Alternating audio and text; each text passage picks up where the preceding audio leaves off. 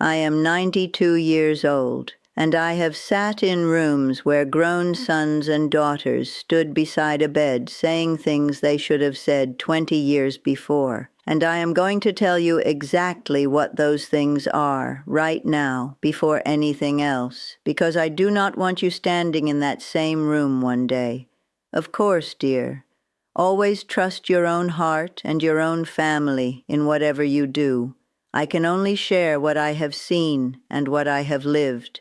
The first thing, the one that breaks something quiet in me every time, is how rarely we say the words while there is still time to say them.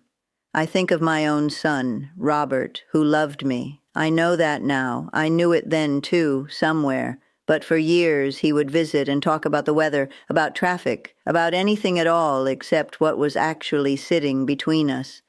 And then one ordinary Tuesday, no different from any other, he sat down beside me and simply said, "Mom, I don't think I ever told you how much you shaped who I am." I remember my hands went still in my lap. Still, because I had waited so long for those words and almost didn't get to hear them at all. It really is that simple, and that terrible. The love is usually there, my friend. It is the saying of it that gets lost. And that is only the first thing. The second one, that one surprised even me because I did not understand it myself until I was the one left waiting for it. Now, the second thing, the one I promised you, and you might think it has to do with how often they came to see me. It doesn't. It's the opposite almost, because my daughter Margaret came every single Sunday, like clockwork, rain or sun, for nearly 15 years. And still some weeks I felt as though she had never visited at all. She would sit across from me with her phone in her hand, answering this message and that one, half listening, nodding at the right moments without really hearing a word. And I understood, dear, I truly did. Her life was full and pulling at her from every direction.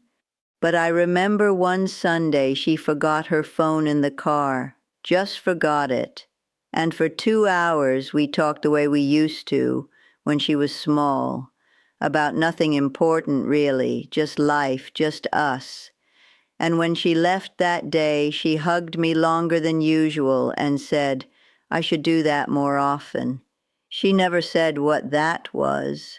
She didn't have to.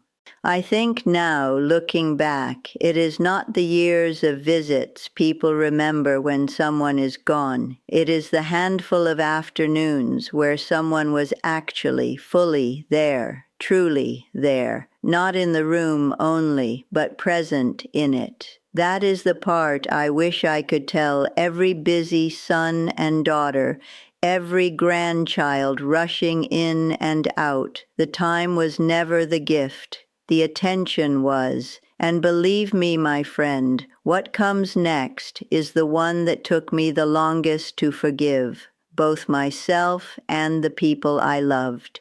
You have stayed with me this far, and I am grateful for that, I truly am, because this next one is the hardest to tell. The third thing is the silence, the kind that grows between two people who love each other but stop speaking over something so small, neither one can remember years later what it even was. My own sister and I went 4 years without a single phone call, over a comment at a family dinner, something said carelessly, something that should never have carried that much weight. 4 years, dear. And we were both too proud, too stubborn, each waiting for the other to be the one to call first. If you are watching this right now, I want you to stop for a moment, because this next part is for you. Is there someone you have gone quiet with? A son, a daughter, a sister of your own? Because I promise you, whoever breaks that silence first does not lose anything. They only gain back the years they were about to throw away. My sister and I found our way back eventually, but I think of the holidays we missed, the ordinary Tuesdays we missed, and it sits with me still. If this is finding you at the right moment, I would love for you to stay with me on this channel. There is so much more I want to share with you, dear. And when this video ends, I have left something even more important waiting for you. The next one is about the conversation most daughters wish they'd had before it was too late. I think you will want to see that one.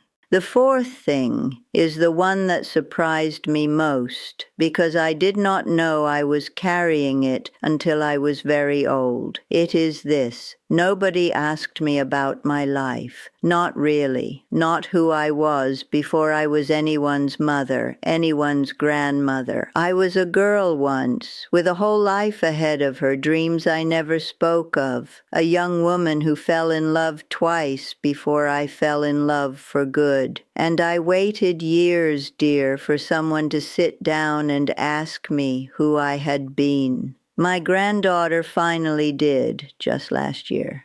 She brought tea, sat at the edge of my chair, and asked, "Grandma, what were you like at 20?" And I'm not ashamed to say it, I cried. Not from sadness, from relief almost, that someone finally wanted to know. We talked for 3 hours. 3 hours I will keep for whatever time I have left. I think children believe they know their mothers, their grandmothers, completely, when really they only know the version of us that exists after we became theirs. There was a whole person before that. There still is. And so many of us go quietly without anyone ever asking what that person carried, or dreamed, or survived, which brings me to the very last thing, and I believe it is the most important of everything I have shared with you today. The fifth thing is the quiet one, the one nobody notices until it's gone. All the small things I did without ever once mentioning them. The mornings I prayed for someone before they even woke. The meals I made sure were their favorite without saying why. The worry I carried so they never had to. My friend Dorothy, 91 years old, she told me the very same thing happened in her family.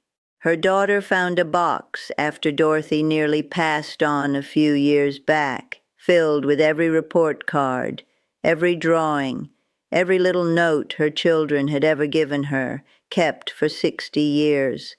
Her daughter sat on the floor of that room and wept, she told me, because she finally understood how much had been quietly loved all along. If you take nothing else from what I've shared with you today, dear, let it be this: say the words now, while there's still a Tuesday left to say them. Visit and put the phone away. Forgive the silence before it becomes years. Ask about the person before they became only your mother, your father, and notice the quiet things, the ones nobody asks credit for, because that is where most of the loving truly happens. Of course, dear, always trust your own heart, your own family, your own way through this. I can only tell you what I've lived and what I wish I had known sooner. If you are new here, I want you to know that Helen's Life Lessons is a quiet place I come to share what life has taught me. If any of that speaks to you, stay. There is a little button right there. Just press it, and I will be here every time you need a moment like this. And when you are ready, the next video is already waiting for you. I left it right there at the end of this one. I think it may be exactly what you need to hear next.